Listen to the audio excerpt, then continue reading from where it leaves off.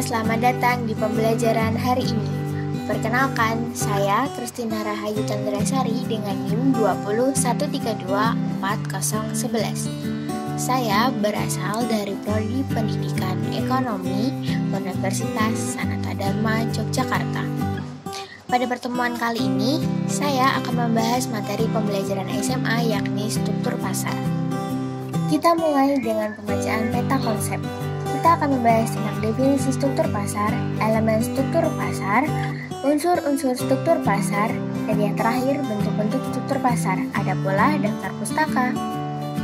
Sebelumnya kita mulai dengan kompetensi dasar dan standar kompetensi dari materi struktur pasar. Yang pertama, kompetensi dasar 3.5 mendeskripsikan konsep pasar dan terbentuknya harga pasar dalam perekonomian. Yang kedua, standar kompetensi.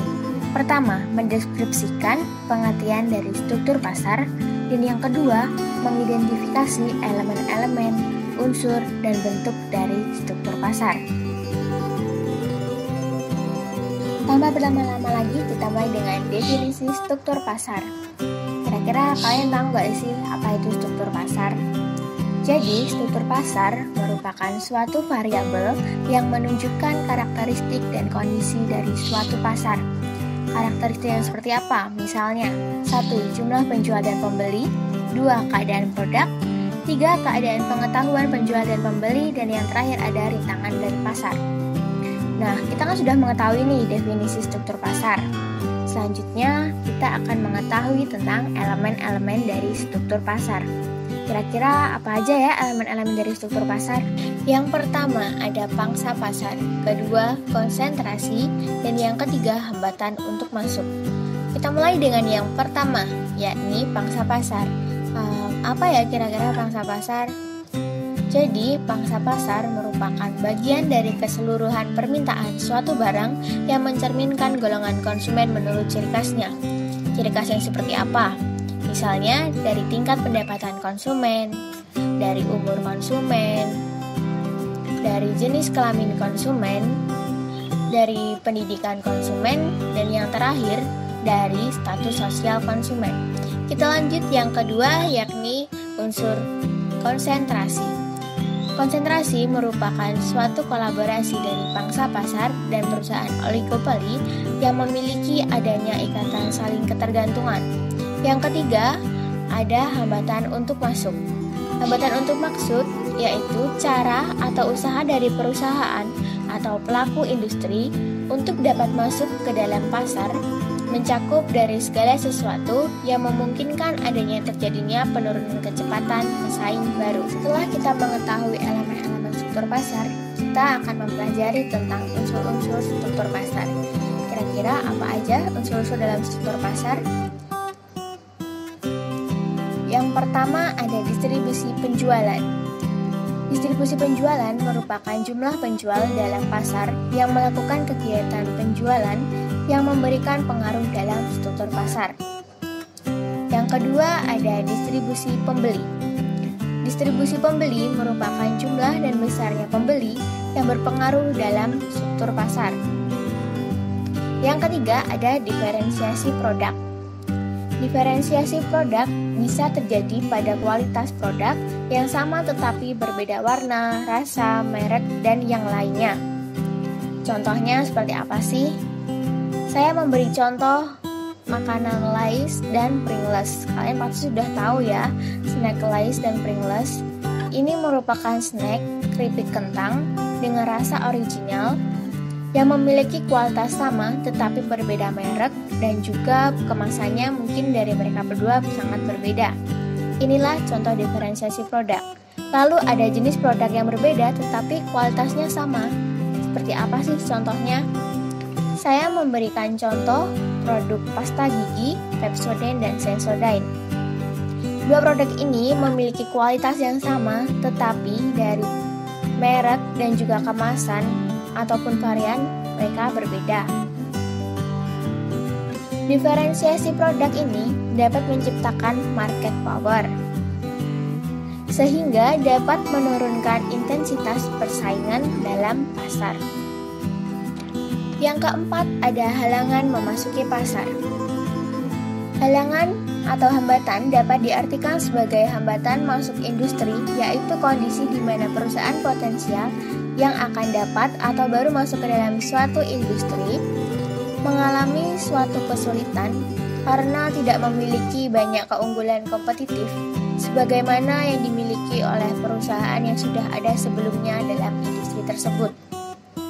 Lalu yang kelima ada struktur biaya.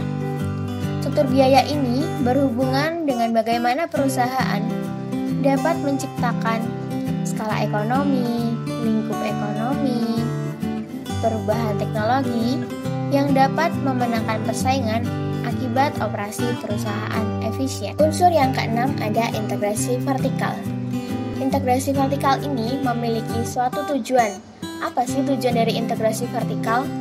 Tujuan dari integrasi vertikal adalah untuk menjaga hubungan baik perusahaan dengan supplier maupun pembeli dalam rangka penguasaan pasar melalui kekuatan penggabungan atau kerjasama yang intensif. Selain memiliki tujuan, integrasi vertikal juga memiliki hasil. Hasil dari integrasi vertikal adalah perusahaan mendapatkan minimasi atau maksimasi profit. Unsur yang ketujuh ada konglomerasi. Konglomerasi bagi sebuah perusahaan menunjukkan apakah perusahaan berkonsentrasi pada satu jenis produk atau memproduksi berbagai macam produk yang berlainan.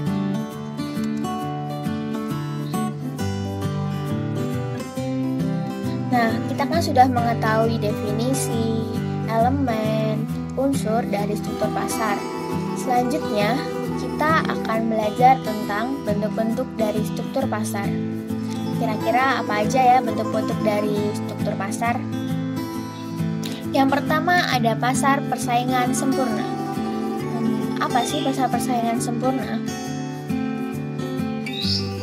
Jadi, pasar persaingan sempurna adalah pasar yang persaingannya berada di level yang paling besar. Kenapa sih dapat dikatakan sempurna? Nah, pasar ini dapat dikatakan sempurna karena di dalam pasar penjual sama-sama menjual barang yang sejenis dan tidak ada persaingan harga. Lalu, penjual bebas keluar masuk pasar karena tidak ada penghalang atau barriers. Contoh dari pasar persaingan sempurna adalah salah satunya pasar buah. Mengapa pasar buah? Karena di dalamnya semua penjual menjual barang yang sejenis, yaitu buah-buahan.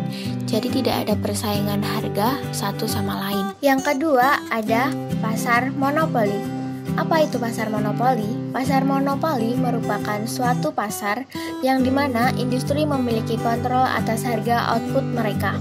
Industri juga memiliki hal yakni menerapkan kekuatan pasar dengan kemampuan untuk menaikkan harga tanpa kehilangan semua permintaan akan produk mereka.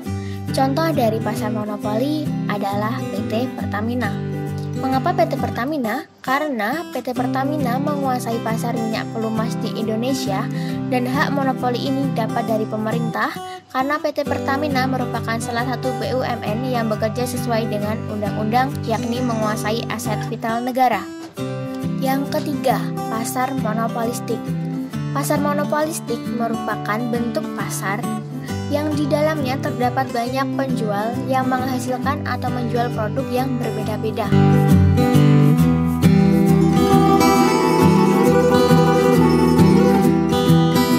Yang keempat, pasar oligopoli. Pasar oligopoli adalah pasar yang terdiri dari sekelompok kecil perusahaan. Biasanya, struktur dari industri ini adalah pasar oligopoli. Terdapat beberapa perusahaan raksasa yang menguasai 70-80%. Contohnya PT Telkomsel yang memiliki industri kecil yakni IndiHome. Hai semuanya, gimana? Kalian udah tahu kan tentang materi struktur pasar? Mulai dari definisi, elemen, unsur, bentuk, bahkan sampai contoh langsung bentuk-bentuk struktur pasar. Berikut adalah daftar pustaka yang saya ambil untuk mengisi materi-materi tentang struktur pasar. Silahkan bisa menjadi bahan referensi teman-teman agar bisa mengetahui tentang materi struktur pasar.